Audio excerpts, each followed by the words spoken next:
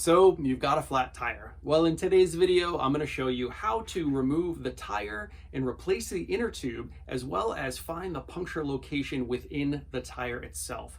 So first, I'm going to use this safety pin as our puncture in this example. And if you'll notice, the valve of the inner tube is actually placed directly in the middle of the hot patch on the tire when this was installed. And that is done as a reference point, and I'll show you why in a minute. So to start the process, if your inner tube has a valve nut like this, you're just simply going to unthread it from the valve body like that. Then what you're going to do is pick up a tire lever. Now you can get these in any bike shop. They're really handy to have in your kit when you're out for a ride. I recommend that you bring some with you. The first thing you're going to do with this is simply just put it between the tire and the rim, and just as it sounds, you're going to lever it right out. Now, if you need to use more than one of these tire levers, you can actually take the first one and hook it onto the spoke like that, and then insert another tire lever. Some tires fit such that you can get that first lever going and then simply slide it along the bead to get that bead to come off. Now, once you have that bead to pop off, you're just going to work it all the way around until one full bead of the tire is off, like that. Now, at this point, you can remove the inner tube. To do that, start opposite the valve and find the inner tube inside the tire and simply pull apart. And that should really pop right out pretty easy, just like that. Now, when you get around to this point, you're going to want to peel the tire back, take the tube out, and you can either patch the puncture in the inner tube, or you can set it aside and install a new inner tube. But before you do that, you want to make sure that the item that punctured your tube is out of your tire.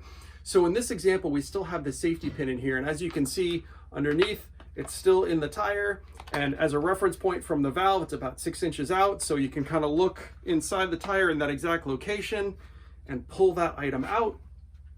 Oftentimes, if you're out on a road ride and you have some glass in your tire or something like that, there may be more than one piece. So you're going to want to run your hand around very gently and look to see if there's any other puncture locations inside your tire before you put your new inner tube in. Now, a trick to put a new inner tube in that's a little handy is to actually put maybe 5 psi of air in your inner tube before you install it so that it holds shape. When these are shipped in the box, when they're new, they're flat, and it's really actually difficult to put a flat inner tube inside. So if you put just a little bit of air in it just to hold shape, it actually is a big help. So the first thing you're going to do is start with that valve again. Put that right in there and kind of work it around a little bit so that you have a little bit of space where the tube is in around the valve. Then you push up on the valve a little bit so you have a little bit of room for that tire bead to sit. And then once you have that tire inside, using your hands, you can actually kind of tug down on the valve a little bit to lock that bead in place. Now, once you're at this point, you're just going to basically use your hand to kind of push the inner tube up and kind of squeeze that bead of the tire on as you work it around the wheel. Now, eventually you're going to get to a place where it's going to be a little bit more of a challenge to get that second bead on. And it usually happens when there's about 12 inches or so left on the bead, and at which point you can pick up your trusty tire lever again and finish the job by levering the bead over the edge of your rim.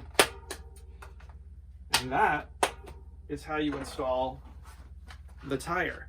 Now, once you've done this, you can put that valve nut back on and thread that back up your valve, and then basically inflate it, reinstall it on your bike, and you're ready to go.